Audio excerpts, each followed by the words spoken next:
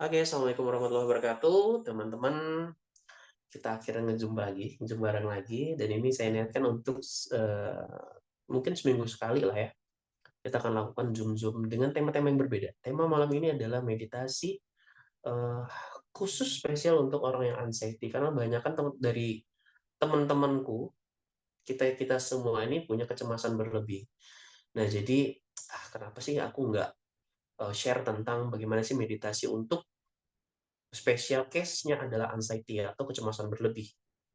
Dan kecemasan berlebih juga kan ada banyak tuh, ada yang GERD-nya juga ada asam lambungnya dan semua-semuanya. Dan ini hari ini mudahan ini bisa bermanfaat untuk teman-teman. Saya dalam beberapa satu mingguan inilah baca-baca lagi tentang meditasi. Ternyata banyak banget manfaatnya. Jadi aku mikir, udahlah aku lagi kosong juga jadwal, kenapa nggak share ke teman-teman juga. Nah ini aku baru coba-coba nih yang ada di slide-nya, terus ada orangnya juga nih, jadi bagus juga ternyata. Oke, kita mulai deh teman-teman ya. Ini kita kenalan dulu lah. Jadi kenalin teman-teman, mungkin beberapa udah ada yang kenal, tapi beberapa kan yang belum kenal. Nama saya itu Adit, ya, Aditya Lesmana. Basicnya adalah saya hipnoterapis. Belajar sih 2011-an, 2010-2011 belajar, tapi berani aktifnya itu 2016. Itu full time, karena 2015, mungkin sedikit cerita, 2015 saya kena anxiety lah. Itu serangan panik, pintu saya itu nggak pernah kebuka, karena kalau kebuka seolah-olah ada orang yang mau apa ya, ada orang mau ngincer saya, ketakutannya nggak ada beralasan, jadi ketakutannya aneh lah. Akhirnya saya nazar, kalau saya sembuh dengan hipnosis, maka saya akan terjun bulat-bulat di hipnoterapi. Dan kejadian teman-teman, saya lakukan self hipnosis selama 1 bulan, alhamdulillah itu hilang.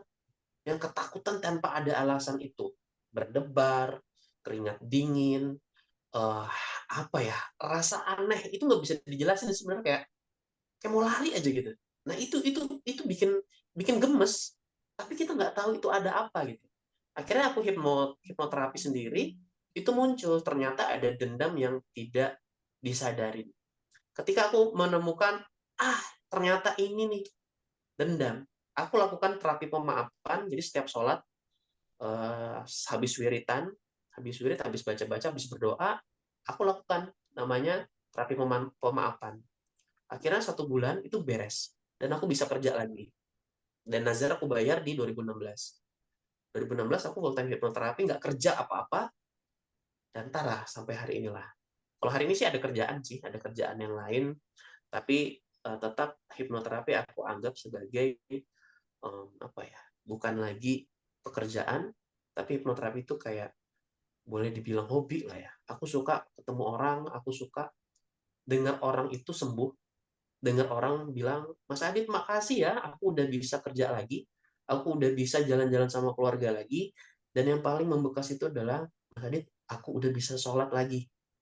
Dulunya dia nggak bisa sholat, ke masjid, akhirnya bisa sholat, bisa ini. Nah itu kan kayak aku, dari hatiku ya, ini bayaran yang nggak ternilai. Nah itu udah, itu tidak ada, eh, nggak aku dapatkan di kerjaan lain. Di hipnoterapi aku dapetin itu kepuasan itu. Makanya sampai hari ini pun aku bener-bener suka dengan hipnoterapi. Setiap tahun aku belajar, belajar, belajar, dan belajar lagi. Nah, aku juga udah nulis 4 buku, teman-teman. 3 buku, semua sih bertemakan hipnosis, hipnoterapi. Tapi 1 buku terakhir itu aku buat sebagai persembahan buat teman-teman yang anxiety, teman-teman yang masih berkutat dengan kecemasannya, dengan asam lambungnya, dan semuanya lah. Jadi itu kayak kisah perjalanan, dan aku nganggap aku butuh sesuatu yang ya kayak piala lah, aku bilang aku pernah berjuang di anxiety, aku jadi penyintas, ya kenapa nggak aku bagikan. Nah, nulis buku terakhir itu berguru dengan cemas itu juga. Nah, aku juga trainer hipnoterapi nasional, tercatat. Jadi aku ngajarin hipnoterapi juga teman-teman, kadang-kadang online, kadang-kadang offline. Kemarin aku baru aja ngelaksanain training hipnoterapi internasional, karena aku juga instruktur di salah satu International Hypnosis Association namanya. Jadi aku member di sana dan aku membuka kelas. dan membuat para lulusanku bergelar atau sertifikasinya internasional. Jadi aku bisa ngajarin. Oke, aku juga instruktur level 4 di BNSP. Jadi BNSP itu kan sekarang lagi ramai ya. Sebuah bukti kalau kita kompeten di bidang tertentu. Salah satunya instruktur. Aku kemarin baru ikut, mungkin 2 bulan yang lalu ya kayaknya aku ikut itu di Subang kemarin, dan udah beres. Sertifikatnya belum dikirim sih, masih on proses katanya kayak gitu.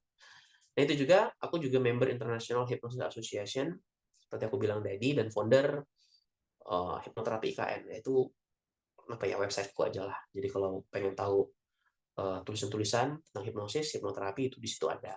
Nah, tapi aku lebih aktif di Instagram, di TikTok kadang-kadang aku muncul di live, tapi cuma beberapa menit teman-teman, ya udahlah. Jadi aku lebih bagus, lebih nyaman ya Zoom seperti ini, karena lebih lebih lebih intim, lebih lebih dekat aja. Kalau di live itu tuh kayak itu forum bebas banget, tiap orang bisa lihat, cuma kayak kurang kurang kurang nyaman aja sih. Tapi kalau di sini aku nyaman banget. Oke, itu teman-teman. Itu sekedar perkenalan. Jadi aku juga seorang penyintas. Aku dulu kena cemas 2015, relapse 2021, relapse-nya tambah parah. Akhirnya beres lagi setelah beberapa bulan. Dan ya kayak tadi aku tulis buku itu karena aku juga nulis beberapa teknik yang aku pakai. Seluruh teknik yang aku pakai aku tulis di buku itu. Nah, tapi bukunya nggak aku jual lagi lah. Aku belum cetak lagi soalnya. Itu teman-teman. Oke, dan kita next. Kita hari ini akan belajar ini. Ntar aku pindahin diriku dulu ya, nutupin nutupin tulisan. Ketemu. Nah, teman-teman, kita akan ngebahas ini. Ada beberapa poin. Yang pertama, meditasi. Apa sih meditasi? Itu kita akan bahas. Meditasi itu apa? Dan aku pakai meditasi yang mana? Nanti aku akan jelasin deh. Terus fakta meditasi untuk anxiety adalah, jadi meditasi ini manfaatnya apa sih untuk anxiety? Nanti kita akan bongkar di sana. Anxiety atau meditasinya nanti dalam angka, dia ngebuatin apa, dia ngapain sih di anxiety meditasi ini. Jadi kayak gitu. Dan ada poin yang aku tambahin, ada anxiety adalah guru. Karena kalau kita paham dengan kalimat ini, maka kita tidak akan menganggap anxiety itu adalah penyakit, anxiety itu adalah musuh, karena esensinya atau sejatinya anxiety itu adalah guru. Ini kita akan bahas di situ. Terus yang poin selanjutnya, kita akan belajar meditasi sederhana. Ini teman-teman bisa lakukan setelah hari ini belajar, lakukan tiap hari, nanti akan merasakan hasilnya, dan tiap orang akan berbeda ya. Ada yang memang mungkin 1 kali coba udah oke banget, 2 kali coba, 3 kali coba oke banget. Tapi prinsipnya adalah teman-teman, apapun terapinya itu harus diulang-ulang. Tidak ada yang namanya terapi itu cuma 1 kali, nggak ada. Terapi obat, dokter aja kan namanya terapi obat, farmakoterapi. Itu pun harus diulang-ulang 3 kali sehari, 2 kali sehari, sampai siklusnya nanti diulang. Nah itu dia. Artinya aku pengen ngasih pesan untuk teman-teman, lakukan meditasi ini kalau bisa jadi way of life, jadi kayak gaya hidup lah.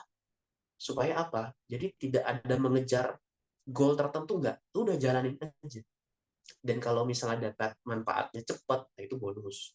Tapi dalam penelitiannya nanti kita akan bongkar itu apa aja sih dalam sainsnya, dalam angkanya itu bagaimana, nanti kita akan sama-sama lihat. Nah, habis itu yang terakhir kita akan meditasi sama-sama. Saya akan pandu. Kebiasaan saya itu Zoom gini rame-rame. Nanti saya akan memandu teman-teman untuk meditasi. Paling cuma ya 5-10 menit lah. Habis itu biasanya selesai Zoom baru saya sendiri meditasi. Nah, meditasi saya cuma pakai ada audio terapi itu 25 menit, saya lakukan itu. Dan itu enak, tidur enak biasanya habis meditasi. Itu dia teman-teman. Itu yang kita akan belajar hari ini. Sebenarnya ini sharing teman-teman, supaya saya itu meyakinin ya. Saya salah satu yang meyakinin kalau saya berbagi, saya akan mendapatkan hal yang saya bagi itu berkali-kali lipat daripada yang saya share. Mengingat dulu itu kan kayak susah banget ngapa-ngapain. Kayaknya jalan buntu tuh banyak. Tapi setelah aku banyak share, kadang-kadang aku share di live, share Zoom, share banyak ke orang-orang, diskusi apa segalanya, aku mendapati pola. Ketika aku share, ketika aku berbagi dengan orang banyak, entah kenapa, jalan-jalan baru, pintu-pintu baru itu yang memudahkan itu terbuka semua. Dan aku meyakini itu, dan itu kayak, aku pengen ada sesuatu yang besar, berarti aku ngebaginya, share-nya juga harus besar. Nah, ini salah satu yang aku lakuin, teman-teman. Jadi gitu. Jadi jangan mengira aku bikin Zoom ini nanti aku jualan buku atau apa, enggak. Aku lebih ke esensinya ke situ tuh. Semakin aku berbagi, semakin banyak yang aku dapetin. Poinnya itu. Nah, kita mulai nih ke yang pertama. Kelihatan nggak sih? Ada ya? Ini sebentar, saya pindah dulu nih, saya nih ke sebelah sini. Maaf ya Mbak, saya tutupin sedikit. Oke. Nah ini dia. Ini ada beberapa tokoh yang apa ya? Yang expert di bidangnya. Kayak Daniel Goldman ini, dia seorang psikolog, dia juga seorang penulis buku. Mungkin teman-teman sudah pernah baca bukunya Emotional Intelligence. Itu apa ya? Dia bilang meditasi itu sebenarnya teknik untuk memfokuskan perhatian. Jadi kita punya apa ya? Kemampuan yang meningkat untuk mengendalikan emosi kita, meningkatkan kesejahteraan mental. Mental yang sejahtera itu mental yang apa ya? Tidak terkekang, tidak tidak dibatasi, nyaman. Walaupun kondisinya tidak nyaman, mental kita itu baik-baik saja. Kita penuh syukur, itu kesejahteraan mental. Dan ini membantu kita untuk memahami pikiran, perasaan, dan reaksi kepada diri kita sendiri sebenarnya. Nah itu dia. Kita itu kan terdiri dari badan fisik, badan kasar, badan halus. Ya kita bisa sebut itu pikiran, perasaan, jiwa, ruh atau apapun itu. Dan dua hal inilah yang apa ya saling berkaitan. Yang ternyata dengan meditasi kita benar-benar membuat semua itu, badan halus dan badan kasar kita, menjadi lebih bagus, menjadi lebih sehat, menjadi lebih sejahtera. Itu dia. Nah yang kedua, ini Deepak Chopra ini kayaknya terkenal deh ya di mana-mana karena dia punya banyak karya, banyak banyak hal yang inilah. Sebentar. Saya lihat dulu, ada yang belum di mute ya. Oh, ini. Oke. Itu dia. Nah, Deepak Chopra ini salah satu yang biasanya kalau orang yang baca buku sering belajar tertentu, ini pasti nggak asing dengan nama ini. Beliau adalah dokter, penulis juga, apa ya, orang yang berkutat di bidang pengembangan diri. Nah, kalau beliau bilang tuh gini, meditasi itu cara kita terhubung dengan fisik kita, kesadaran kita lebih dalam, dan efeknya adalah membuka pintu kesehatan kita, teman. Kebahagiaan, kesadaran diri yang lebih tinggi, melalui meditasi, seseorang dapat mengatasi stres. Yes, meditasi juga sangat-sangat bisa memanajemen stres kita. Dan orang yang bermeditasi, dalam buku ini ya, aku ngulik beberapa hari ini buku yang namanya apa sih? Buku namanya buku Anna Weiss, yang nulis Anna Weiss. Dia seorang yang meneliti gelombang otak. Jadi dia tuh bawa alat namanya elektroencephalograph, biofeedback atau apapun itu, dibawa ke orang-orang timur, orang-orang manapun di seluruh dunia, dan dia mendapati ada pola-pola tertentu, gelombang otak tertentu. Orang yang sering bermeditasi punya gelombang otak yang khas, dan itu sangat berkaitan dengan ketenangan diri, kesehatan, eh, jiwa, perasaan yang bagus, emosional yang bagus. Itu dia. Nah, itulah yang kita pelajari hari ini. Oke, ini meditasi nih baru nih. Nah, ini ada lagi nih psikolog klinis. Nah, ini orang yang Zindel Vesigel ini di psikologi itu terkenal dengan ada namanya CBT, Cognitive Behavior Therapy. Nah, dia mengembangkan terapi ini. Dia bilang meditasi itu cara kita memusatkan perhatian dan berada pada momen sekarang sebagai sarana memutus siklus berpikir negatif. Makanya kadang-kadang orang bilang meditasi itu adalah bagaimana kita menjeda pikiran kita. Kita ini negatif terus nih, apalagi orang anxiety ya. Orang anxiety itu saya yakin dari pagi sampai malam pikiran negatif terus, selalu cemas, selalu takut. Cara untuk memutus itu, lingkaran setan itu adalah dengan meditasi. Memang nggak enak, apalagi di awal-awal teman-teman yang jarang meditasi, itu sangat-sangat nggak nyaman dengan meditasi. Tapi itu harus dilakukan terus-menerus. Sampai nanti kita ketemu titiknya, enak banget. Karena di awalnya memang ini untuk jeda saja, teman-teman. Nah, itu dia. Jadi, supaya kita tidak terjebak dengan pikiran kita, dan meditasilah caranya. Aku. Nah, selanjutnya, kata Richard Davidson, neuroscientist nih, dan psikolog.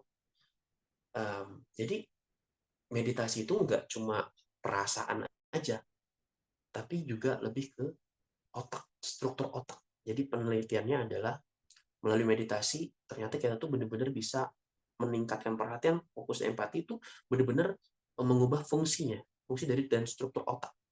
Itu keren banget aku bilang. Jadi penelitiannya dia meneliti orang yang rajin meditasi punya apa ya? Perbedaan di otaknya. Ada perbedaan dari dia sebelum meditasi dan sering meditasi. Nah, itu dia meneliti hal itu. Dan itu berdampak baik, tuh teman-teman. Sebentar. Ini di teman-teman bagus aja nggak sih atau patah-patah ya?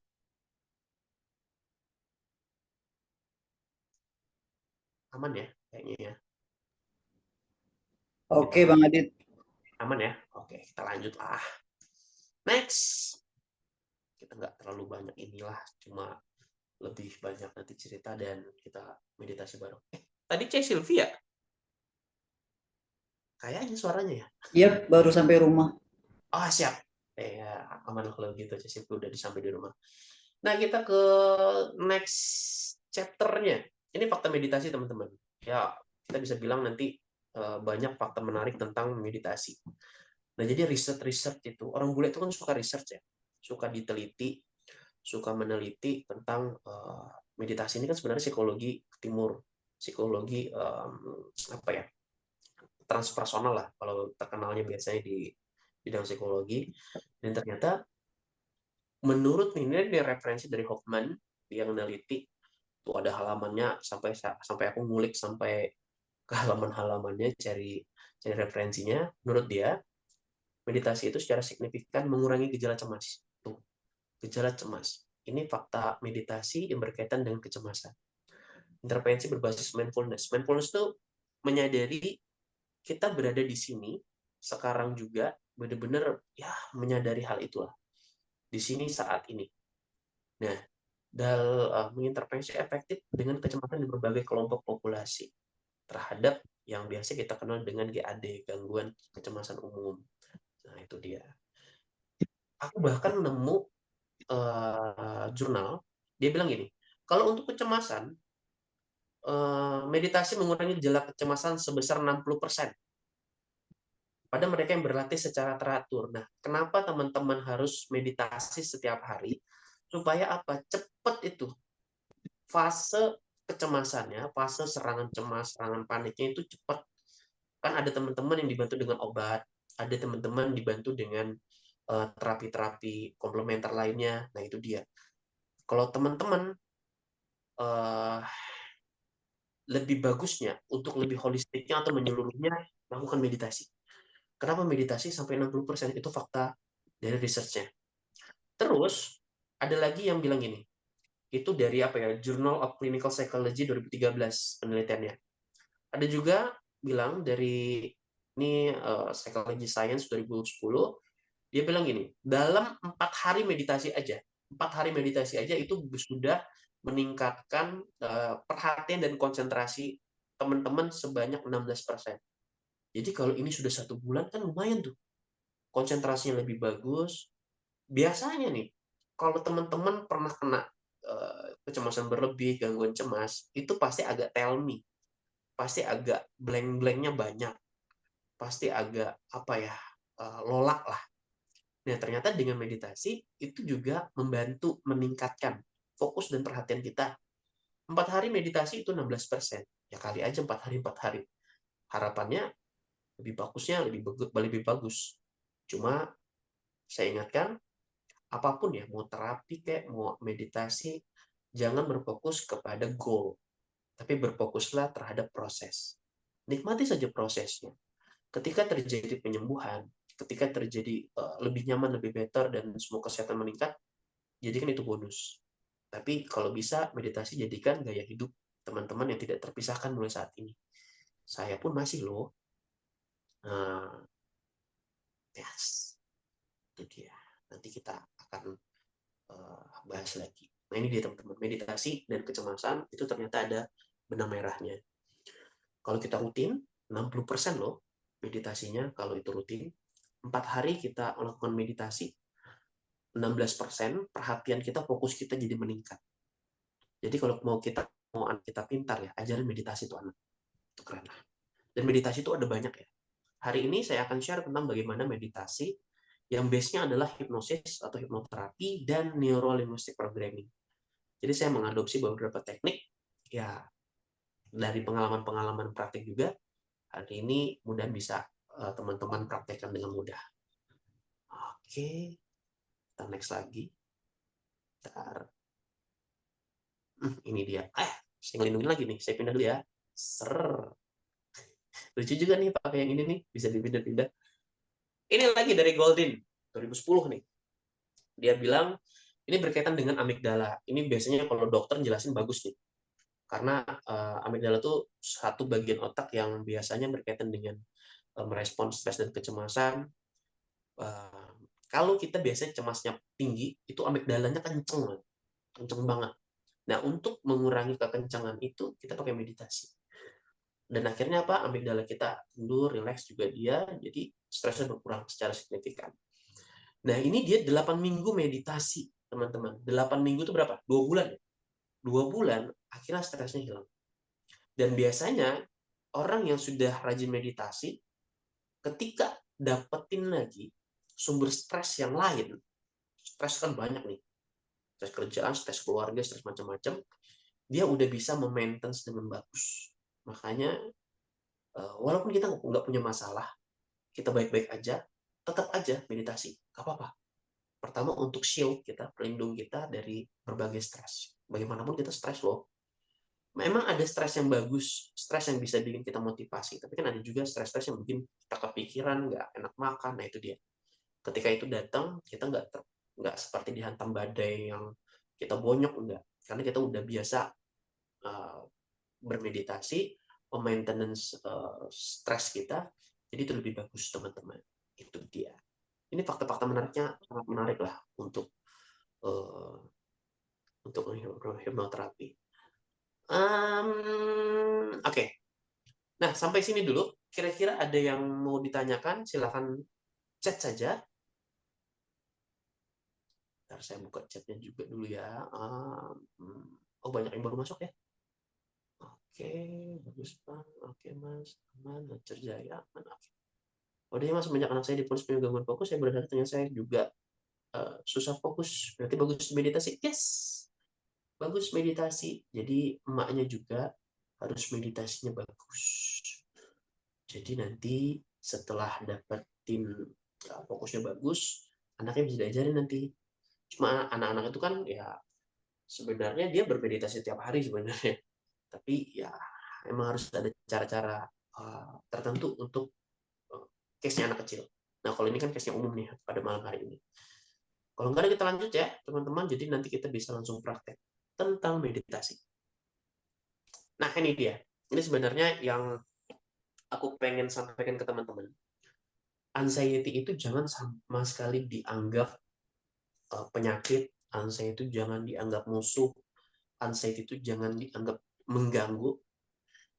Bayangin, kita punya alarm tubuh tercanggih di dunia yang diberikan Tuhan kepada kita. Dan itu namanya anxiety, teman-teman. Itu alarm canggih banget. Aku sebelum kena anxiety, olahraga pun enggak. Makan sembarangan. Enggak ada deh mikir kesehatan, enggak ada tuh namanya mikir, pokoknya hajar aja lah. Ada stres, ya udahlah aku cuekin. Sebenarnya kalau stresnya jangan dicuekin, dibuang tuh stresnya. Dibuang tuh emosionalnya, emosional trap-nya, energi keselnya, marahnya, tidak nyaman itu harusnya dikeluarin, dirilis. Tapi karena cuek-cuek itu ya ngendak, akhirnya apa? Kita kena sesuatu yang tidak kita harapkan. Ya, gangguan cemas itu sebenarnya alarm. Nah, itu dia. Nah, ketika kita cemas, kalau saya menganggap itu adalah guru. Saya menganggap dengan cemas, saya belajar loh untuk hidup lebih bagus. Saya olahraga, saya makan yang lebih teratur, Dan sekarang saya makannya itu nasinya sudah saya kurangin banget, lauknya dibanyakin, ayamnya, telurnya, tempenya itu dibanyakin. Karena apa ya, saya menyadari bukan nasi yang mengenyangkan sebenarnya, tapi kita butuh lebih daripada itu. Saya juga konsumsi sekarang vitamin D3K2, magnesium, zinc, ternyata itu sangat kita butuhkan, itu teman-teman. Dan strategi untuk membuat kita lebih nyaman lagi, ketika kita punya stres ya, sebentar, Bukan ketika kita saya. punya stres, kita tidak nyaman, teman-teman bayangin ya, semua ketidaknyamanan kita itu, teman-teman harus menemukan hikmahnya, pelajaran baik apa sih dari ketidaknyamanan itu. Oke, dari Gustin, tar. Boleh dong nanya. Oke.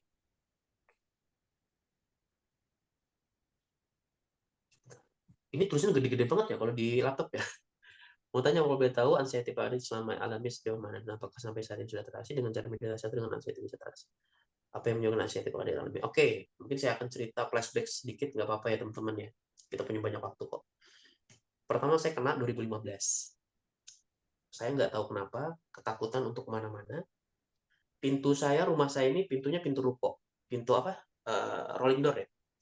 Itu nggak pernah kebuka tuh sedikit aja. Karena kalau saya buka, itu ketakutannya luar biasa. Dan saya tidak menyadari itu anxiety. Padahal saya udah belajar hipnoterapi dari 2010-2011 dan tahu tentang anxiety. Tapi saya kemarin itu kayak nggak nyadarin aja sih sebenarnya. Dan saya bilang ini ganggu banget. Ganggu, berdebar, tidak nyaman. Oh, ini dia. Terus saya mute dulu ya. Berdebar, tidak nyaman, dan itu sembuh dengan self hipnosis. Dulu self hipnosis 2021, aku lupa kapan ya, mungkin Oktober bulan 9 bulan 8 mungkin ya, aku kena lagi, dan itu mendadak, sangat mendadak. Ada yang belum di mute ya, teman-teman di mute ya kalau masuk biar nggak terlalu. Oke.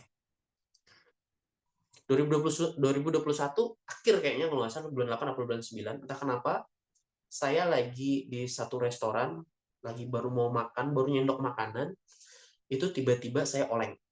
Tiba-tiba saya langsung kayak vertigo. Dan itu berdebar, dan itu badan saya mengembang. Saya nggak tahu itu apa. Saat itu saya nggak tahu itu apa. Pikiran saya adalah stroke, jantung, gitu-gitulah. Ya mungkin hipokondria, entah apa itu namanya. Akhirnya saya pulang, nggak jadi makan. Makan cuma 1 sendok, itu jam 10 pagi. Habis itu saya pulang, aneh. Jadi saya tidak bisa menjelaskan perasaan apa itu. Saya bilang itu aneh aja. Setelah beberapa hari, keanehan itu memuncak lah. Saya lagi periksa WA, tiba-tiba bener oleng, bener-bener saya kayak kehabisan napas. Saya baring, tiba-tiba kesemutan dari kaki ke atas, berdebar kencang. Saya bilang, ini apa? Wah, ini jantung kayaknya. Saya sampai bilang ke istri saya, panggil mama saya, panggil bapak saya. Beliau datang, saya pamitan.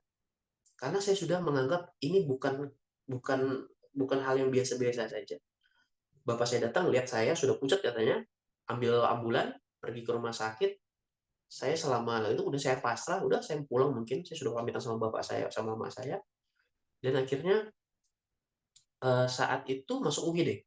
Saya di EKG dan segala macamnya itu tidak ditemukan apa-apa. Kata dokternya, ini baik-baik aja kok mas, ini kayaknya asam lambung kan.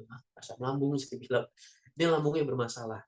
Gue bilang, mas pernah ini nggak minum obat lambung? Ya pernah sih, tapi nggak pernah nyeri, cuma kayak mungkin bergas ya. Tapi tidak ada nyeri, tidak ada rasa terbakar, tidak ada. Saya bilang, oh, udah kita coba dulu ya mas. Disuntik lah saya sama dokternya.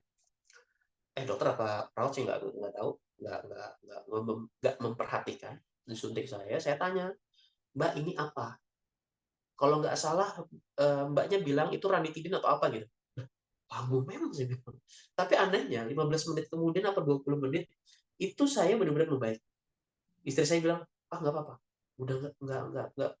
Saya itu kan takutnya tuh kebas seluruh tubuh itu loh, kesemutan seluruh tubuh itu yang saya takutkan.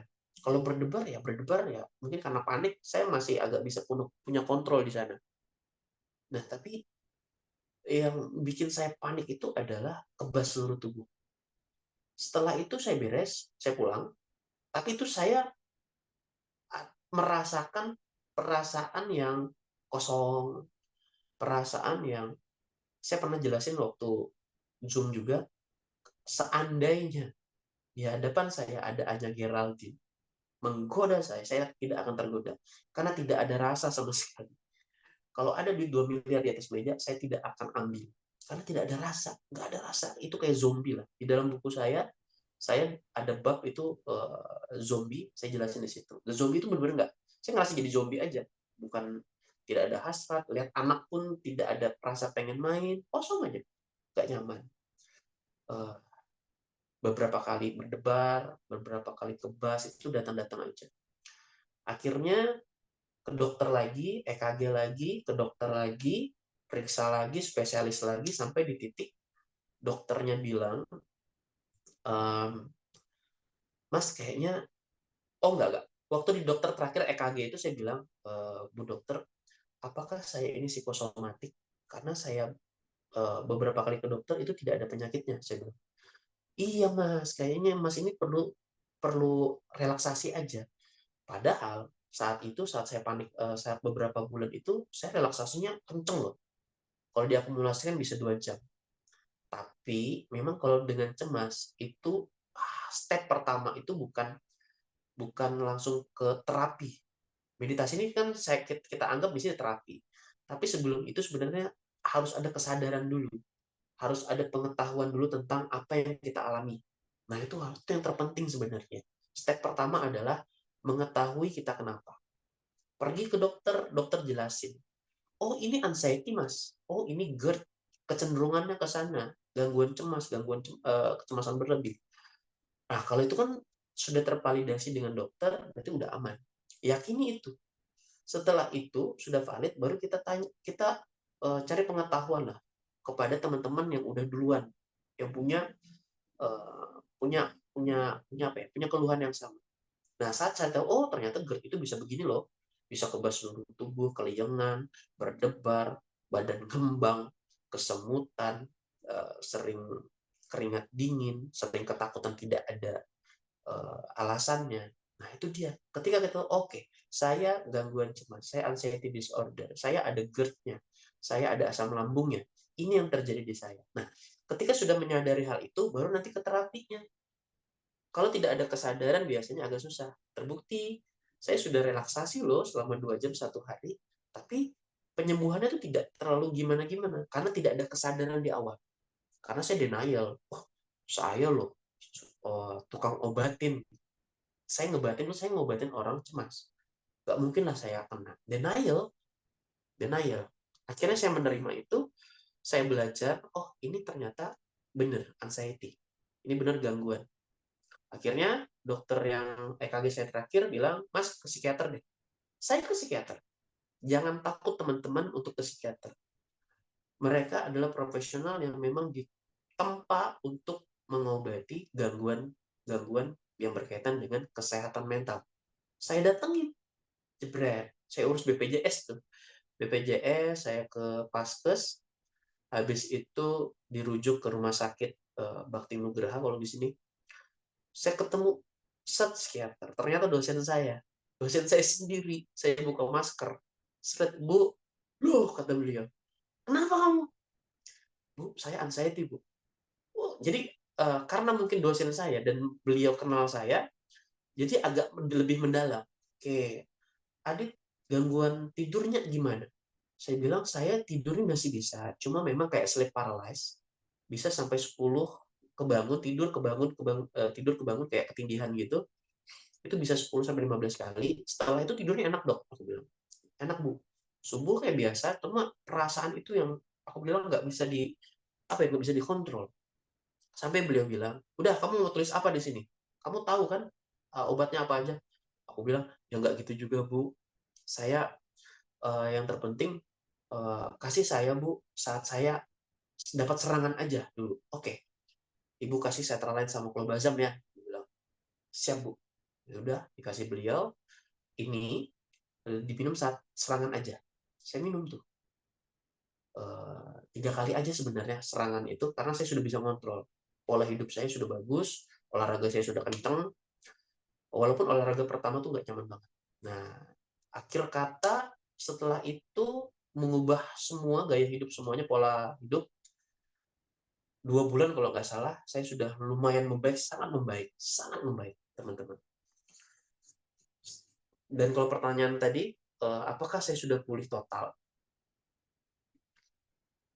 Konsep sembuh di bidang psikologi atau psikiatri itu adalah kita berfungsi. Kita berfungsi secara normal sedia kala. Saya sudah bisa ngajar lagi, saya sudah bisa berbicara di depan ratusan orang, saya bisa tampil, sampai kemarin saya juga jadi juru kampanye, itu sudah bisa semuanya. Saya sudah bisa bekerja lagi, bekerja di luar. Kemarin sampai terhenti, terapi saya tinggal, karena saat terapi mungkin ke-trigger terus dengan setiap orang kesini membawa masalah. Itu ke-trigger saya, akhirnya saya jeda, saya kerja di lain dulu, melanjutkan pekerjaan lama saya. Saya nggak, itu tahap saya exposure terapi sebenarnya, ketemu orang baru, ketemu orang banyak, ketemu ini lagi, dan akhirnya udah. Saya akan kumat, satu, kalau saya tidak olahraga, 2 minggu tidak olahraga lumayan agak kumat. Kalau saya kumat kalau saya salah makan, itu ada, tapi tidak akan lama, paling 1 hari. Kemarin, beberapa hari kemarin saya sakit kepala, 3 hari yang lalu saya sakit kepala terus. Saya tahu kenapa, karena saya habis makan tidur, itu sakit kepala saya. Nah, jadi teman-teman, itu kelas-kelas beda sih, maksudnya itu mungkin harus khusus ya, bukan untuk hari ini. Kita harus menumbuhkan dulu kesadaran, kenapa kita ini, apa yang terjadi, apa sih yang disebut orang poin-poinnya ini. Nah, itu nantilah, nanti kita bicarakan yang di lain, mungkin nggak di sini. Tapi poinnya itu adalah tumbuhkan kesadaran dulu. Ketika ada sudah kesadaran, baru nanti mulai terapi. Itu lebih bagus. Ingat, posisi terapi utama adalah medis, teman-teman. Pergi ke psikolog atau ke psikiater. Ketika sudah ke sana, sudah nyaman, saya kan hipnoterapis nih. Saya akan menerima hipnoterapi ketika sudah ke sana. Karena hipnoterapi posisinya adalah komplementer atau pelengkap. Itu dia. Jangan dibalik. Hipnoterapi yang utama enggak bisa. Hipnoterapi itu adalah menyelesaikan di sisi-sisi lainnya. Obat dulu itu bisa.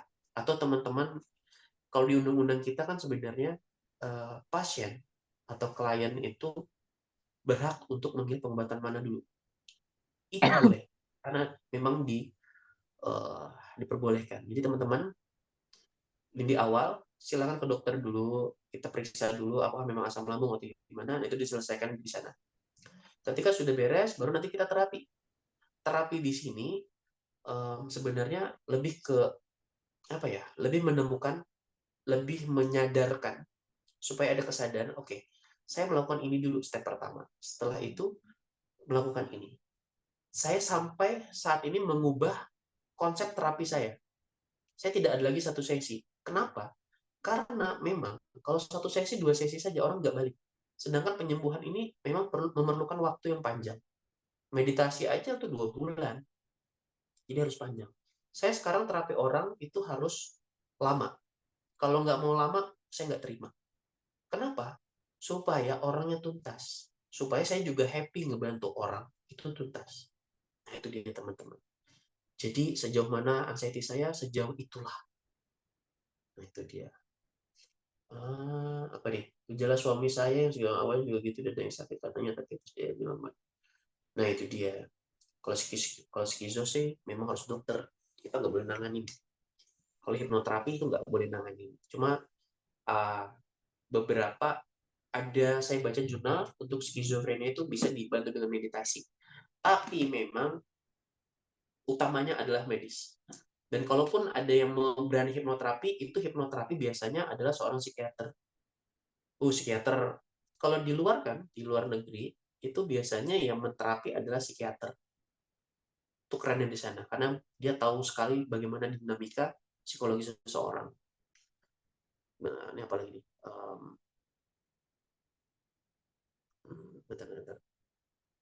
NPD bisa dibantu hipno kok. NPD selama dia merasa perlu dibantu, kita bisa bantu kok.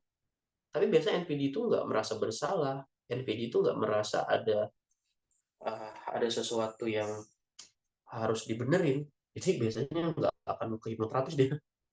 Kalau demikian, apakah sudah pernah dilakukan hipnoterapi? Karena saya dengar kalau hipnoterapi bisa dicek apa yang menjadi akar masalah. Iya, bisa. Sudah pernah dilakukan hipnoterapi karena saya adalah hipnoterapis dan saya juga pengajar hipnoterapi. Saya sudah melakukan itu, tidak ketemu. Di 2021 saya tidak menemukan akar masalahnya. Di 2015 saya menemukan akar masalahnya. Artinya apa? Tidak semua kecemasan, tidak semua gangguan, problem secara mental atau emosional itu dilatar belakangi dengan emosi, dilatar belakangi dengan ada sesuatu trauma, kayak gitu.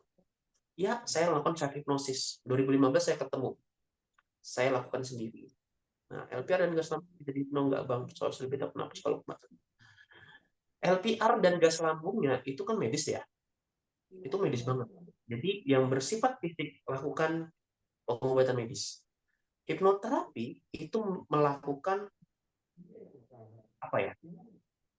Semua penyakit ya, itu biasanya diawali dari pikiran. Nah, nyambungnya di sini, kita beresin masalah emosionalnya, masalah pikirannya, masalah stresnya. Pemicunya di bawah sadar, itu ada data-data memori, program-program yang tidak memberdayakan, yang ada trauma, di situ kita beresin. Di situ kita beresin. Ketika itu diberesin, biasanya fisiknya itu lebih cepat untuk pulih. Jadi begitu. Ke lambung better ke SPO. Iya, benar. Saya dalam dulu. Nah, jadi konsepnya harus di ini ya teman-teman ya. Konsepnya harus dimengerti. Pertama itu bisa.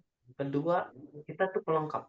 Hipnoterapis pelengkap. Jadi teman-teman bisa sekalian barengan, bisa, bisa juga setelah tuntas itu bisa juga. Tapi kebanyakan sih harusnya berbarengan.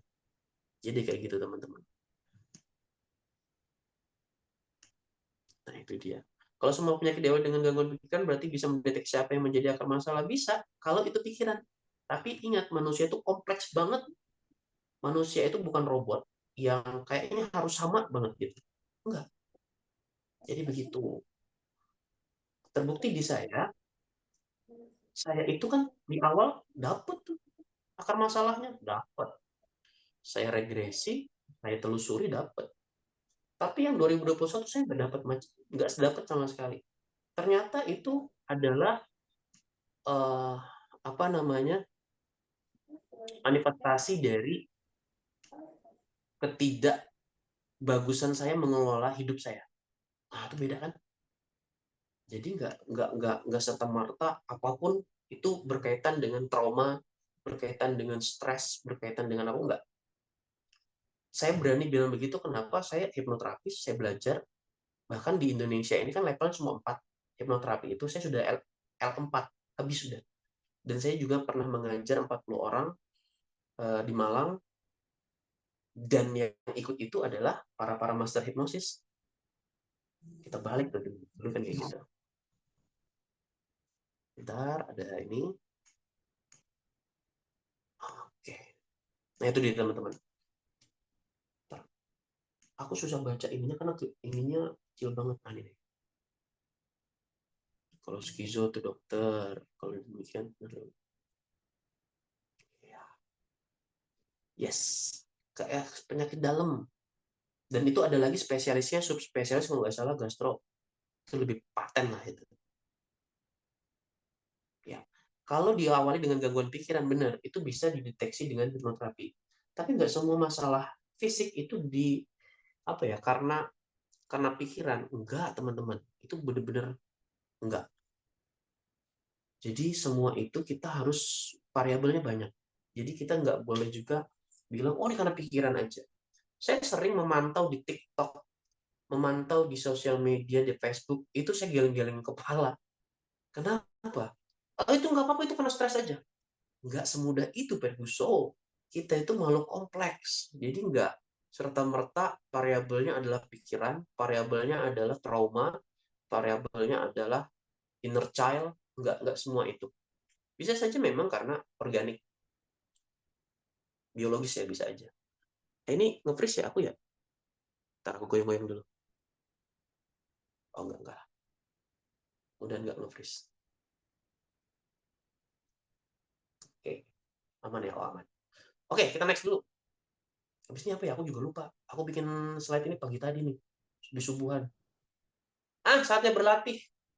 Oke, kita latihan. Aduh, kepalaku kok di situ ya posisinya. Sebentar. Nutupin orang tuh. Saya jadi celana dalam jadi. Saya pinggir bentar ya. Situ kayaknya lebih aman ya. Nah, itulah nggak apa-apa. Ya, nggak usah terlalu serius lah kalau begini-begini. Oke, nah kalau kita berlatih tentang meditasi, itu nggak apa ya? Itu jangan sampai kita saat di mobil, saat berkendara, saat di sesuatu yang harusnya kita fokus, itu jangan. Jadi carilah tempat yang kondusif. Kita berlatih meditasi bukan kita jadi biksu, kita jadi banteng, enggak. Tapi berlatih ini berarti tidak harus yang 30 menit, 1 jam, enggak teman-teman. Untuk awal 3-5 menit itu bagus. Nanti makin berlatih 5-10 menit itu bagus. Nah, jadi saat teman-teman kerja cari tuh tempat 5-10 menit atau 5 menit dulu lah belajar dulu. Saya tadi di awal sambil ngobrol ke teman-teman di luar negeri sana itu sudah kayak gaya hidup ya masalah meditasi. Sampai di sana di perusahaan itu mereka meminta para karyawan atau para pekerja itu meminta untuk dibuatkan ruangan khusus untuk meditasi. Jadi dia sebelum kerja istirahat siang atau apa lagi mumet dia meditasi dan itu mereka kayak sudah kebutuhan teman-teman. Nah itu dia. Ya kalau di Indonesia kan mudah ya. Kalau kita mau meditasi ya udahlah ke musola sana pura-pura berzikir, pura-pura berdoa gitu, padahal meditasi udah. Dan meditasi nggak juga harus yang kayak gini, kayak di gambar yang begini. Meditasi itu sarannya adalah memang kita harus tegak. Kenapa? Supaya lambungnya tidak tertekuk. Nah, kalau gini kan kita bungkuk kayak ketekuk ya lambungnya, itu kan nggak nyaman. Jadi begitu. Tapi kalau misalnya kita lagi latihan aja, ya udahlah di tempat kerja, di meja kerja misalnya udah santai aja.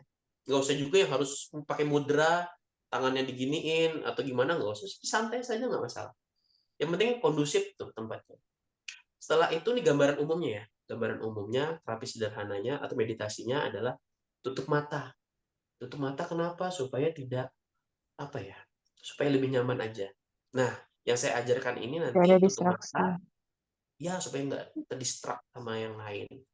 Terus saat tutup mata nanti teman-teman bernafas 3 kali panjang dan lembut, tarik hembusin, dan itu ketika tarik nafas arahkan matanya ke atas. Saat menghembuskan matanya ke bawah. Supaya apa? Ini ternyata dicek pakai elektroencephalogram, alat itu gelombang otak itu mempercepat. Biasanya butuh 10-15 menit untuk masuk ke dalam alfa dan theta. Ini lebih cepat saja karena diintervensi dengan mata. Saat tarik nafas, matanya ke atas. Hembusin ke bawah, matanya ke bawah. Nah, tarik ke atas, hembusin ke bawah sambil tutup mata. Setelah itu Ya Allah, astagfirullahaladzim. ya, Jangan ikut-ikutan. nah, itu dia teman-teman. Ntar ya saya mute dulu ya teman-teman ya. Ntar saya mute dulu. Settingannya mute for all aja biar nggak bisa buka-buka itu mikrofon. Mute. Oh, ini ada pencetannya. Iya, Maaf, maaf. teman-teman tolong di mute ya. Ini meditasi ya, please. Thank you.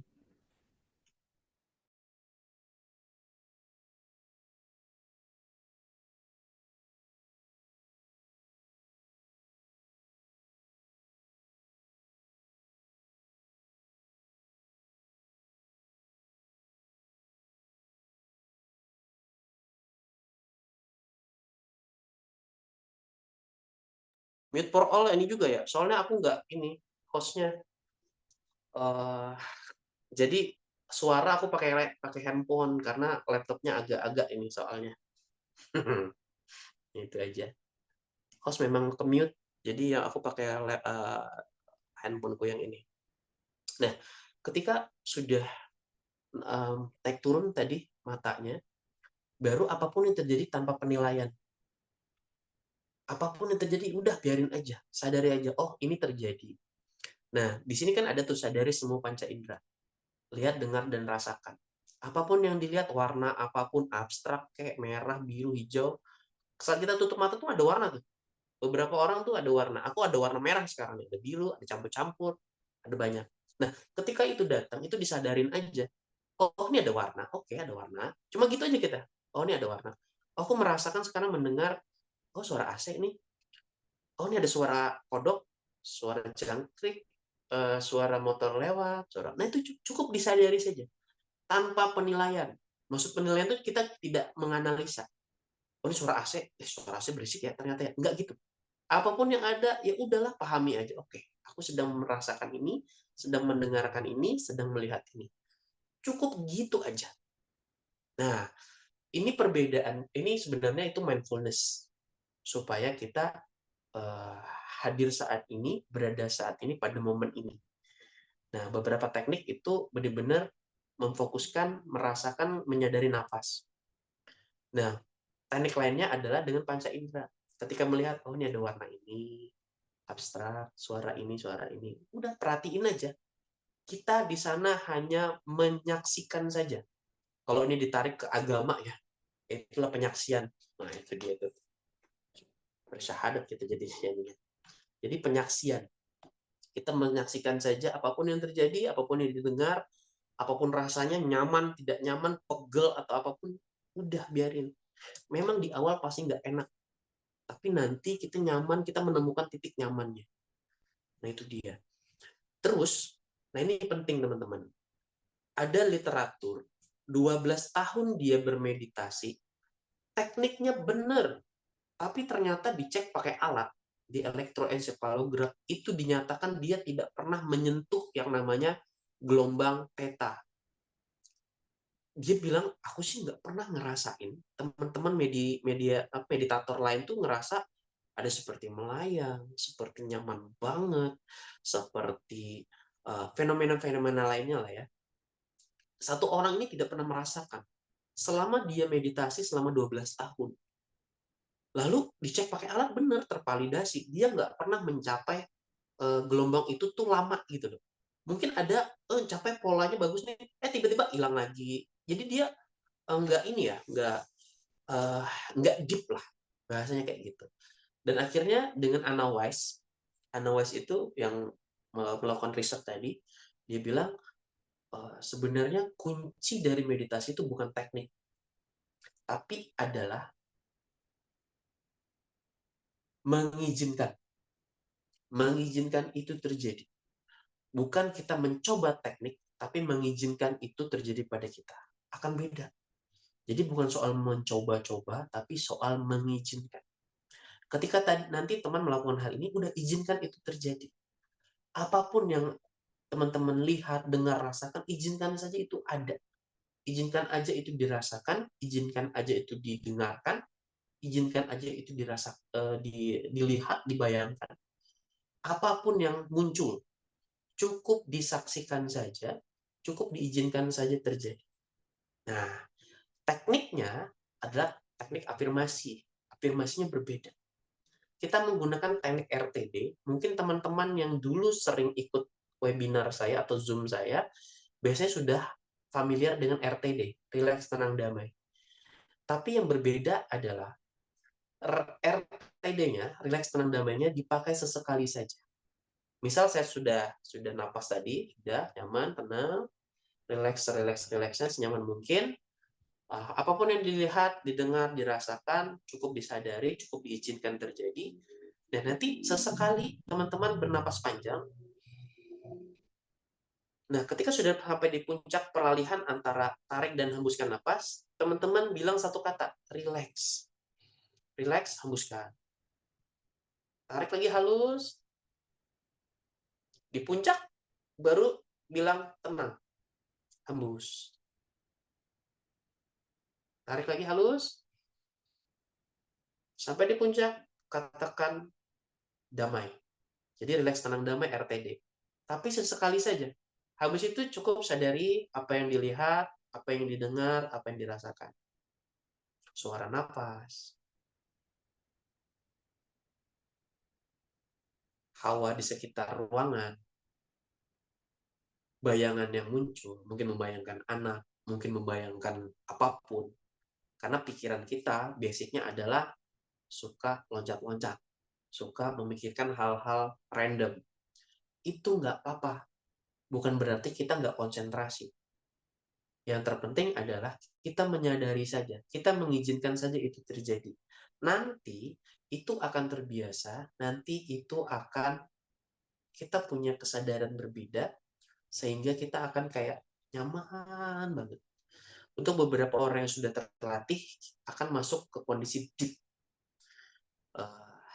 kondisi yang dalam. Beberapa tradisi di Nusantara mengatakan itu suwung ya, atau kosong yang enak banget, yang tenang banget, titik yang bener-bener kalau kita bisa mencicipinya itu sangat enak banget lah. Nah di situ tenang, hening banget. Nah itu nanti teman-teman akan merasakan fenomena-fenomena itu. Nah ini kan kita berlatih. Nah hari ini saya akan mandu teman-teman dulu. Nanti kan ini kan direkam di YouTube juga, nanti ada. Silakan teman-teman ketika ingin dipandu, udah ke YouTube aja perginya. Nanti Zoom ini kan diniatin untuk terus menerus, tapi mungkin temanya akan beda-beda, itu aja sih. Tapi kalau ingin ulang, nanti di YouTube ada, silakan diulang-ulang. Oke, setelah ini aku lihat dulu kemana kita. Sudah habis ya. Oh berarti kita langsung ke sini aja. Nanti kita akan sama-sama untuk latihan meditasi, tapi saya baca dulu kolom komentar akan. Oh enggak, apa nih? Aku agak susah melihat kolom komentar sebenarnya. Oh tentang commute tadi ya, udah aman berarti. Oke, kalau begitu teman-teman sebelum kita mulai silahkan kalau ada yang mau bertanya silahkan, boleh di kolom chat, boleh langsung open mic. Setelah kita nanti diskusi, baru kita nanti lakukan meditasi bareng-bareng. Aku nggak tahu nih siapa-siapa yang hadir, berapa sih orangnya? 35 lumayan lah.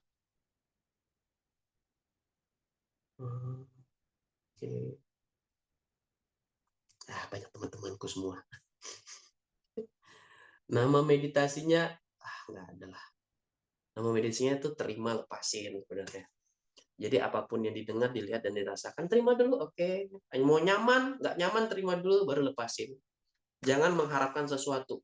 Jangan dinilai apapun yang ada terjadi. Udah, cicipin aja, saksikan aja apapun yang ada di situ. Karena kita melatih diri kita untuk hadir saat ini, berada saat ini, berada untuk memahami apa yang kita rasakan, apa yang kita bayangkan, apa yang kita dengar. Ketika kita sudah mengetahui itu, nanti timbul kesadaran baru, kesadaran yang nyaman. Wah, itulah. Itu kalau orang yang sering meditasi itu enak banget tau. Kalau nggak meditasi itu kayak apa? Makanya di bule sana, di barat sudah mulai itu meditasi. Psikologi ketimuran udah. Bang, kalau saya self hipnosis dan meditasi sering muncul gatal, kenapa bang? Nah, itu fenomena tuh sebenarnya. Ada beberapa yang gatal, ada beberapa yang geli, ada beberapa yang berat, ringan, panas, hangat, dingin, kesemutan. Itu fenomena aja. Itu biasanya diberesin dengan banyakin minum. Kalau itu mengganggu, misalnya tidak hanya waktu pas meditasi saja, ya udahlah ke dokter, lihatin apa tahu ada sesuatu. Minum CTM kali ya. Seberapa pengaruh untuk kesembuhan anxiety? Bentar, saya lihat dulu. Benar nggak sih itunya?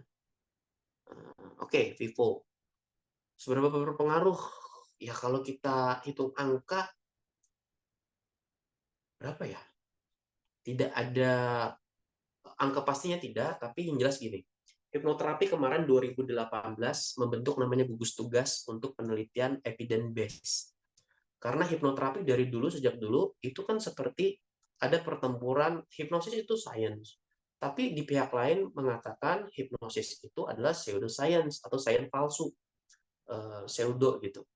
Nah, akhirnya para hipnoterapis ini berkumpul. Para di asosiasi-asosiasi berkumpul membentuk gugus tugas. 2018 melakukan uji acak terkontrol, RCT. Aku lupa bahasa Inggrisnya apa, RCT lah pokoknya. Kalau bahasa Indonesia itu uji acak terkontrol. Di dalam evidence base atau yang berbasis bukti, itu biasanya tuh ada levelnya. Ada 1, 2, 3, 4. Nah, yang 4 yang paling tinggi. Uji acak terkontrol itu yang paling tinggi. Di Indonesia sendiri, biasanya untuk mengatakan evidence base itu hanya berdasarkan yang level yang paling rendah. Testimoni ahli. Oh, menurut profesor ini, menurut dokter ini, menurut psikolog ini, itu seperti ini dalam buku ini. Nah, itu testimoni ahli namanya. Itu di dalam dunia evidence base, di dalam perkumpulan saintifik yang saintifik banget, itu levelnya level pertama aja. Yang paling tinggi di evidence base adalah uji acak terkontrol. Dan ditemukan 2018 kemarin, selama 4 tahun, 2022 hasilnya ditemukan, hipnoterapi sangat efektif untuk 3 hal. Kalau tidak salah ya, saya akan buka nanti jurnalnya. Yang pertama adalah tentang kecemasan. Efektif dalam kecemasan. Berarti sudah terbukti evidence base, hipnoterapi sangat berbasis bukti untuk menyelesaikan kasus kecemasan. Yang kedua, terutama yang berkaitan dengan kecemasan kanker. Yang kedua, pain management. Pain management terhadap kanker juga. Jadi bukan kankernya kita obatin, enggak, tapi pain manajemennya, memanajemen nyeri. Bukan juga menghilangkan nyerinya, enggak, tapi memanajemen, meminimalisir rasa sakitnya. Nah, ini dia. Biasa dokter anestesi sering nih, karena memang dari sejarah ya, sebelum ditemukan obat bius, para dokter zaman dulu, saya lupa tahun berapa ya, dulu namanya ada dokter James Esdale, dia pergi ke India melakukan riset. Dia melakukan anestesi mental, yaitu hipnoterapi lah. Anestesi mental, dia dihipnosis, pasien itu dihipnosis, disugestikan kalau apa yang dikerjakan di area yang dibedah itu tidak akan terasa. Di situ hanya akan merasakan nyaman saja. Jadi di operasi besar, saya lupa catatannya berapa operasi besarnya, mungkin puluhan ya, ratusan operasi kecil, itu memakai mental anestesi. Dan itu mengurangi tingkat 50% tingkat kematian. Itu dokter James Esdale namanya. Mungkin teman-teman nanti akan cari, silahkan, sekarang udah banyak ya, bisa cari kemana-mana, itu cari ke sana. Dan ternyata waktu pas di RCT, uji acak terkontrol, itu ditemukan sangat efektif di 3 kasus tadi. Kecemasan, pain management, sama yang ketiga gangguan tidur. Nah, gangguan tidur. Jadi semua, saya nggak tahu berapa detailnya, berapa orang yang dilakukan penelitian ini, sampelnya berapa, tapi yang jelas 3 hal ini yang efektif. Jadi kalau seberapa efektif, efektif. Tapi kalau persentasenya saya masih harus ngulik lagi, saya harus belajar lagi jadi kayak gitu. Apakah berpengaruh hipnosis untuk kesembuhan anxiety? Sangat berpengaruh. Nah, itu dia. Saya, kalau kamu bisa makan sambal, saya fokus mengobati rasa di bibir, nggak berapa lama bisa bilang, nah itu dia, distraksi. Itu salah satu teknik juga. Nah, itu teman-teman. Jadi kalau meditasi, nah ini hipnoterapi dan meditasi ini gimana sih? Nah, ini harus saya jelasin juga. Yang kita pahami ya, definisi hipnosis adalah sebuah kondisi. Kondisi kalau kita lewati gelombang alfa, beta, alfa, theta, delta, hipnoterapi berada di 2 kondisi, alfa dan theta. Meditatif juga berada di kondisi yang sama. Nah, jadi benang merahnya adalah di kondisi yang sama ini adalah hipnosis. Jadi kalau bisa dibilang meditasi ya hipnosis, hipnosis ya meditasi. Menurut sudut pandang ini, gelombang otak. Nah, tapi kan definisi hipnosis juga kan banyak banget. Definisi meditasi juga banyak banget. Tapi benang merahnya di situ tuh, di gelombang otak itu. Jadi saat berada di gelombang otak itu, struktur tadi menurut psikolog klinis tadi itu merubah amigdalanya, terus beberapa di otak lah. Ini berbicara neuroscience. Kalau dulu mata kuliah apa ya? Biopsikologi. Nah, ini belajar itu dulu. Dan dosen saya pernah ngebahas tentang hipnoterapi, sinaps, biopsikologi lah ya bahasanya. Saya lupa sub-sub tertentu, dan ada satu nama itu hipnoterapi atau hipnosis, di salah satu itu mengintervensi. Jadi sumber sakit atau persepsi sakit bisa ditekan. Nah, itu keren juga tuh. Nah, jadi apakah berefektif atau berpengaruh sekali? Sangat berpengaruh. Namun memang harus dibarengin. Semua hal ya, pengobatan apapun tidak bisa, kalau menurut saya tidak bisa berdiri sendiri. Semua itu harus lengkap. Kita hipnoterapinya oke, terapisnya oke, pengalamannya oke, saat di hipnoterapi dua-duanya sangat bagus.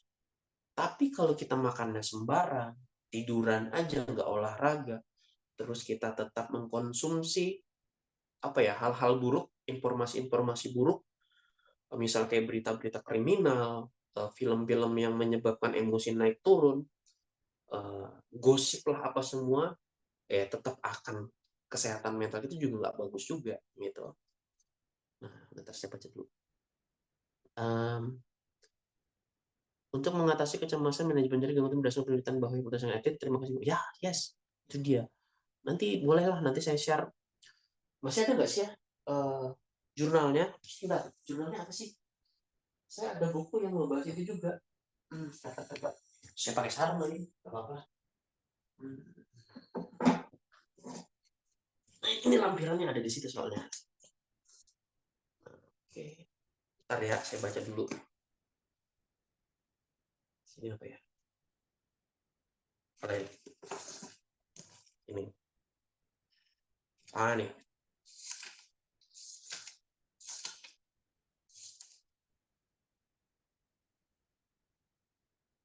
Oke. Itu banyak banget nih, tuh. Sebentar, saya mau lihatin apa ada persentase nggak sih. Ini banyak banget ini. Tebel ternyata dia.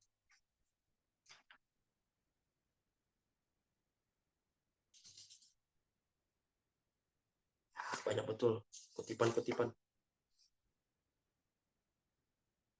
Oke.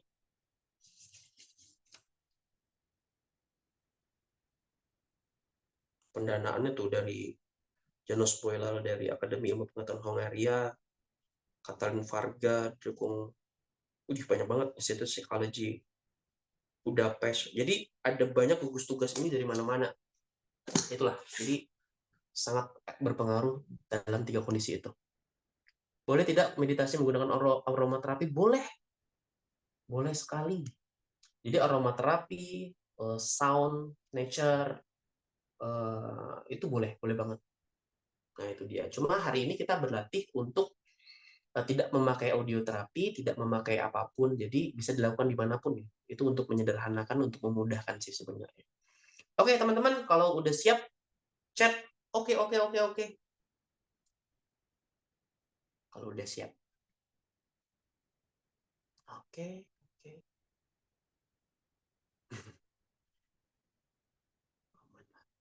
Gas. Oke lah kalau gitu. Nah, silakan teman-teman. Yang mau pipis dulu. Gak apa-apa. Saya tungguin 5 menit ya. Kita 5 menit dulu, saya juga mau pipis sih sebenarnya. Oke, kita 5 menit, 3 sampai 5 menit lah. Saya kasih waktu untuk yang mau pipis silakan. Oke, kita mulai sebentar lagi.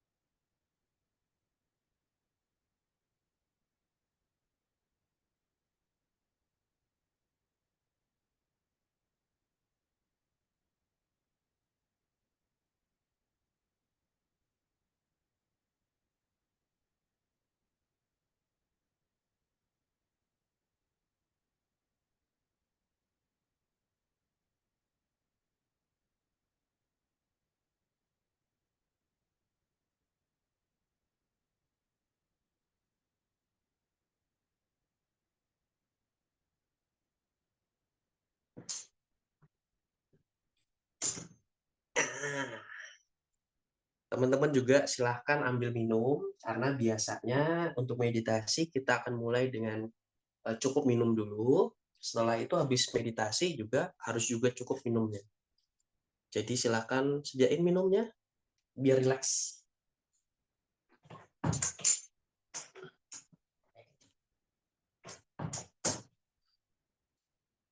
Jadi panas.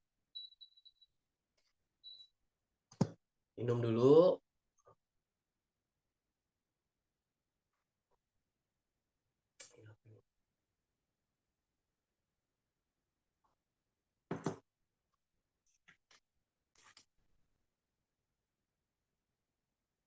Ambil kopi.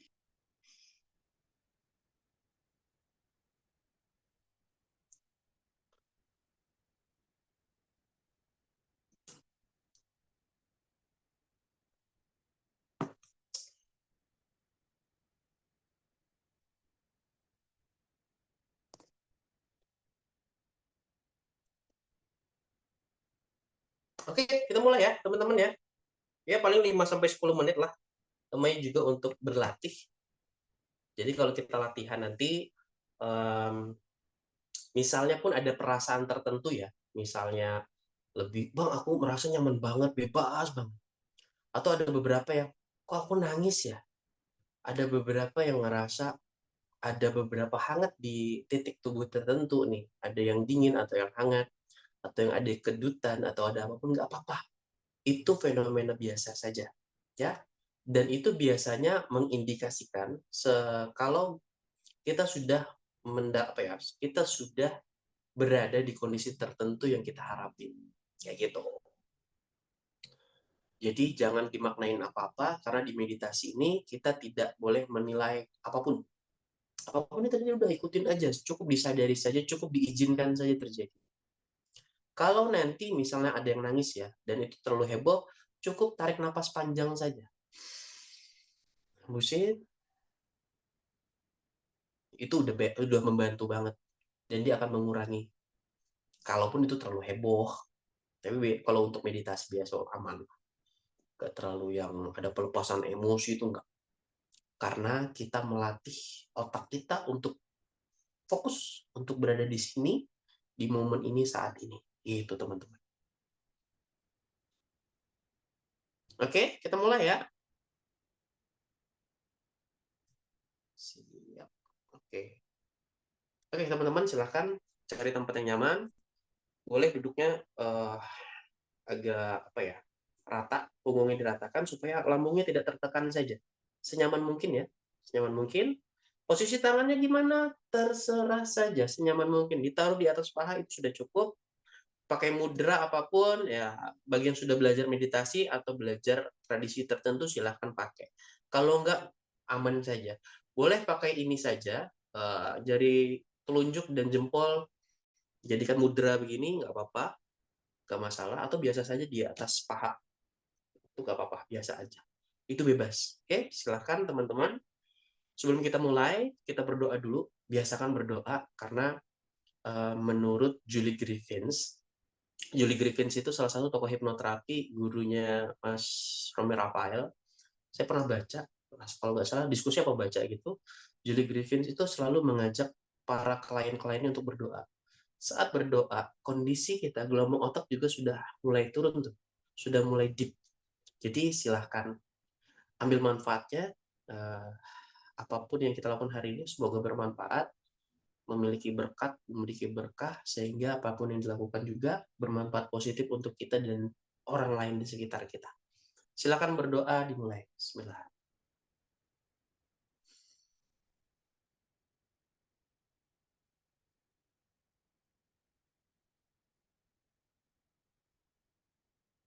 Oke.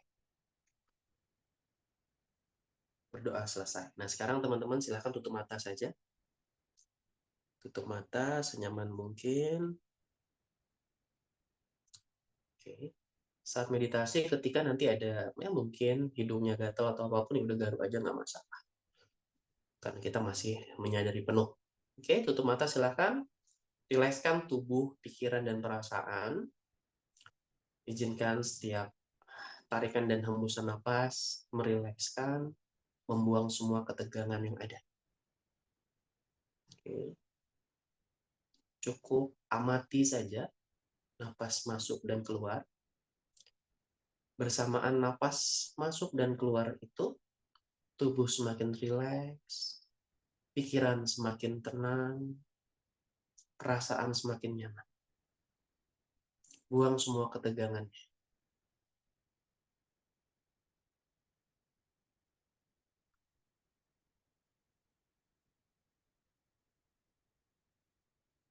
Oke, sambil menutup mata, kita akan mulai nanti nafas panjang dan lembut. Ketika saya minta teman-teman untuk menarik nafas panjang, sambil menutup mata, arahkan pandangannya ke atas. Saat saya meminta teman-teman nanti hembuskan nafasnya sehalus mungkin, sambil menutup mata, arahkan pandangan matanya ke bawah. Kita bersiap. Kita mulai, kosongkan nafas. Tarik nafas panjang dan halus. Arahkan mata ke atas. Hembuskan perlahan. Pandangan matanya juga ke bawah. Good. Tarik halus lagi, perlahan, selembut mungkin. Arahkan matanya ke atas. Hembuskan perlahan. Arahkan matanya ke bawah. Sekali lagi, tarik halus. Matanya arah ke atas. Hembuskan perlahan. Pandangannya ke bawah. Rilekslah. Bernapas normal sekarang. Sadari saja apapun yang teman-teman lihat. Warna apapun yang muncul. Gambaran apapun yang muncul. Cukup diizinkan saja. Cukup diamati saja. Cukup disadari saja keberadaannya. Tidak usah dimaknai apapun. Cukup diizinkan saja itu hadir atau ada di sana. Apapun yang dilihat atau dibayangkan, amati saja.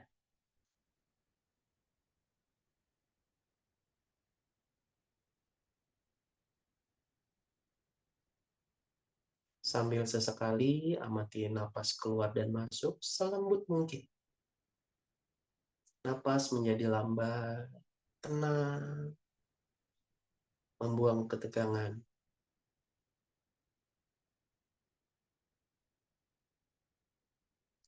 Amati lagi panca indera penglihatan. Apapun yang dilihat, mungkin ada warna tertentu, tekstur tertentu yang dilihat. Amati saja. Izinkan saja kehadirannya itu ada.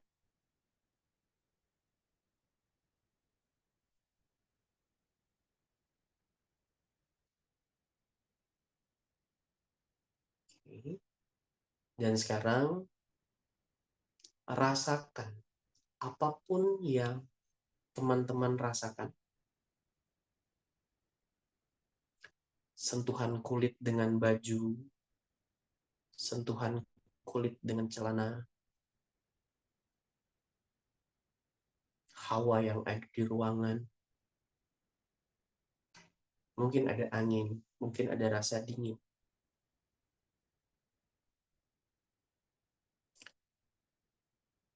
Nafas keluar dan masuk, apapun rasanya, izinkan saja, amati saja keberadaannya.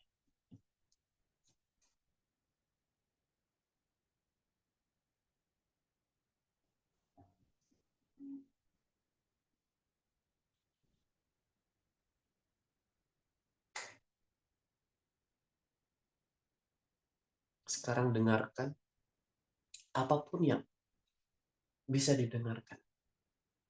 Dari suara kendaraan, suara hujan, suara AC, suara kipas angin, suara orang lain di luar sana, sampai suara yang terdekat. Detak jantung, suara napas kita. Izinkan saja teman-teman mendengarkan hal itu semua.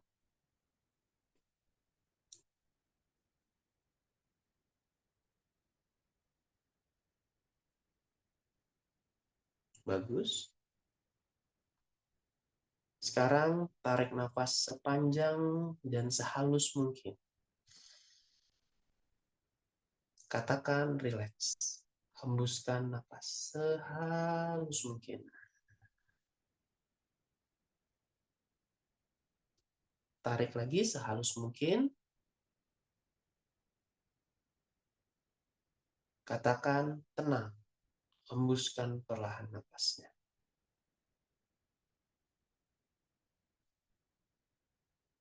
Tarik nafas sehalus mungkin, sepanjang mungkin. Katakan damai. Hembuskan perlahan. Bernafas normal sekarang. Cukup fokus di nafasnya saja. Sadari apapun yang muncul, sadari apapun yang dirasakan. Izinkan tubuh rileks, tenang, dan damai.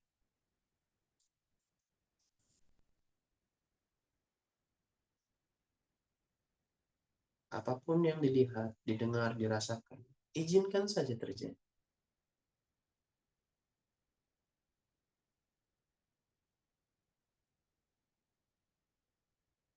Kita lakukan afirmasi lagi. Tarik nafas panjang dan halus. Katakan rileks. Hembuskan perlahan.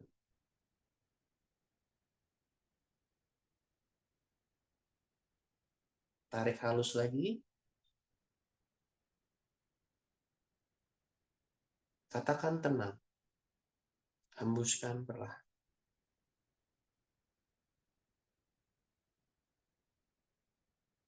Tarik halus lagi. Katakan damai. Hembuskan nafasnya. Bernapas normal.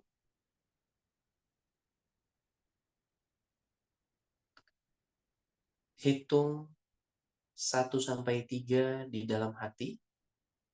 Di hitungan ketiga, bangun, sadar sempurna, membawa semua hal baik yang kita lakukan hari ini.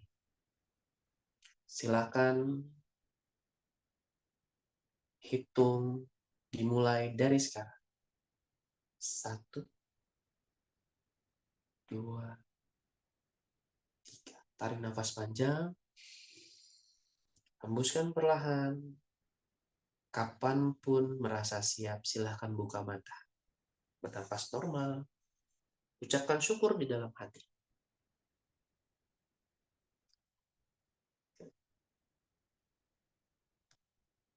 Yes.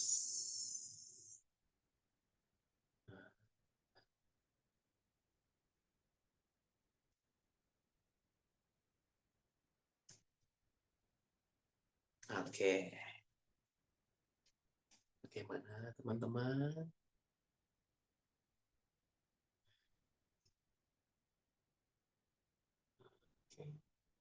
Ngantuk mas.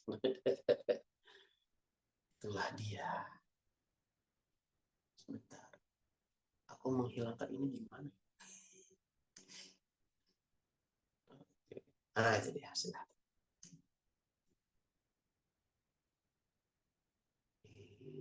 Ya, oke teman-teman.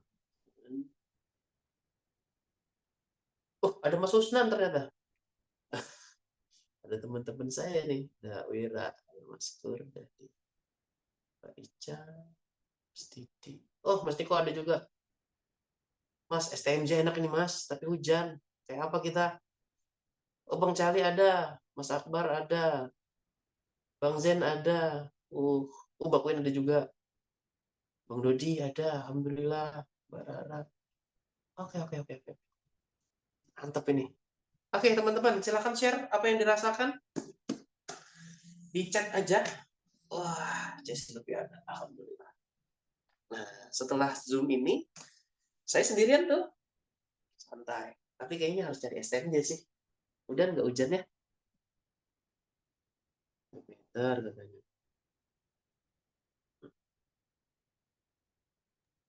Oh, di sini bisa nih Cerah, ngeliat. cerah, nggak hujan. Hujan Mas nggak? Enggak, Oh nggak? Ah, bisa STMJ nih. jam 10 sudah. Jam 10 ya? Pas udah dia ya? Waktunya kurang. Nggak apa-apa Mas Gus. Ini kan kita latihan. Nanti harus di sendiri aja. Kalau lama-lama tidur nanti. Pas cuaca angin langut. Oh iya Bang Fajar. Ayo STMJ. Wow Mas Akbar. Ringan badan Alhamdulillah. Banjir. Oh banjir Mbak Queen ya? Ngantuk. Kak, kalau berisik di sini. Ya Alhamdulillah. Lega. Ya Mbak Mimi. Ya ada Mbak Mimi ya. Oh iya. Ngelihat cahaya putih aja sih tadi. Oh, udah. Apapun itu nggak usah dimaknain ya. Yang terpenting adalah nyaman. Bang Adit, nanti aku di rumah sakit aja ya. Aku hari ini kayak nginep deh. Ingat ya? Sepupuku udah keluar dari ICU. Sudah ini ya, sudah di ruangan ya. Lagi OTW sih. Aku di rumah sakit ini ntar latihannya. Boleh. Latihan aja sih. Ya Ini udah. aku stop rekaman dulu ya, baru kita ngobrol ya. Nanti teman-teman bisa ini. Oke, aku out ya, Bang Adit ya. Aku leave ini Oke, ya. Thank you. thank you teman-teman.